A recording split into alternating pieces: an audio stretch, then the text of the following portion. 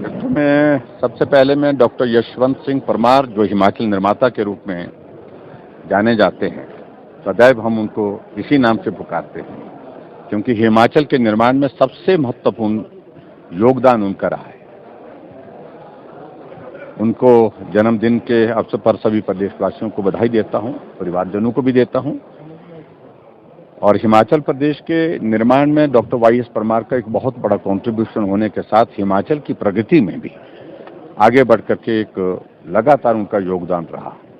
और हिमाचल प्रदेश गठन के पश्चात हिमाचल प्रदेश पूर्ण राज्यत्व का दौर जो है वो उनके नेतृत्व में पूरा हुआ। और दूसरी बात, आज मुझे इस बात को लेकर के भी, जिन बातों को लेकर के उन्होंने अपने उस दौर में, शुरू के दौर में जब कठिनाइयां बहुत थी, हिमाचल प्रदेश में विकास करना सरल काम नहीं था, साधन बहुत कम थे, लेकिन उसके बावजूद उन्हें फोकस होकर के अपने काम को किया कि सड़कें अगर गांव में पहुंचेगी तो विकास स्वतः वहां पर पहुंचेगा। लोगों की पीठ का बोझ उतारना, ये हमारा पहले लक्ष्य रहना चाहिए। जब वो प्लानिंग कमीशन की बैठक में जब पूछा गया उनसे कि आप अपनी प्राथमिकता, क्योंकि आपका नया राज्य बना है तो नए राज्य की प्राथमिकताएं, 3 प्राथमिकताएं जिनके लिए केंद्र आपको सहयोग करे, मदद करे, ऐसी चीजों का जिक्र करें आप। तो उन्होंने एक ही बात कही कि हिमाचल के लिए मेरी प्राथमिकता सड़क, सड़क, सड़क। और इसका भाव यही था कि सड़क हिमाचल के विकास के लिए बहुत आवश्यक है। और दूसरी बात, हिमाचल प्रदेश में हम अपने पांव पर खड़े हो, इस दृष्टि से जो एग्रीकल्चर सेक्टर, हॉर्टिकल्चर सेक्टर, इसको आगे बढ़ाने के लिए भी उन्होंने प्रयत्न किए। और उसमें आज हम उस तरह से देख सकते हैं कि आज हमारी एप्पल की इकॉनमी 5000 करोड़ रुपए की है। और उस दौर में जो कठिनाइयां थी, आज के इस दौर में वो कठिनाइयां नहीं हैं। इसलिए नई जनरेशन के ध्यान में इस बात को हम जरूर बताने की हम कोशिश कर रहे हैं, क्योंकि हिमाचल के अस्तित्व के, हिमाचल के गठन के 75 वर्ष हुए हैं। और 75 वर्ष पूरे होने पर हिमाचल तब और हिमाचल अब, इस भाव को लेकर के पूरे प्रदेश भर में कार्यक्रम हम कर रहे हैं। और उन कार्यक्रमों में हमारा फोकस है कि हमारी नई पीढ़ी जाने कि हिमाचल जब अस्तित्व में आया था हम कहां थे, और आज हिमाचल प्रदेश के 75 वर्ष हो गए पूरे, तो हम आज कहां पहुंचे हैं। और उस सारी चीज को लेकर के प्रदर्शनी बना करके हमने तैयार की है, डॉक्यूमेंट्री हमने बना करके तैयार की है।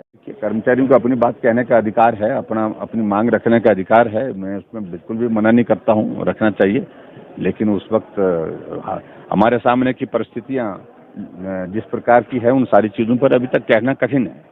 लेकिन उनको इस बात को समझना चाहिए, जब हिमाचल प्रदेश में ओपीएस लागू किया गया था तो हिमाचल पूरे देश में पहला राज्य था जिसने एमओयू साइन किया था। और साइन जब हुआ था तो कांग्रेस की सरकार थी।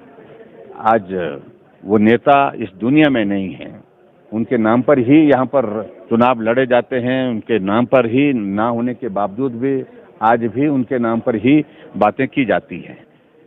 उस नेता के प्रति उस पार्टी के नेताओं का सम्मान कितना है, जो उनने निर्णय लिया था उसका वो विरोध कर रहे हैं, उस सारे निर्णय पर वो प्रश्न चिन्ह खड़ा कर रहे हैं।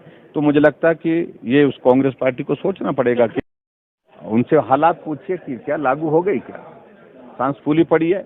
अभी मैं आपकी जानकारी के लिए बताना चाहता हूं, जो जोनल काउंसिल की मीटिंग जयपुर में थी,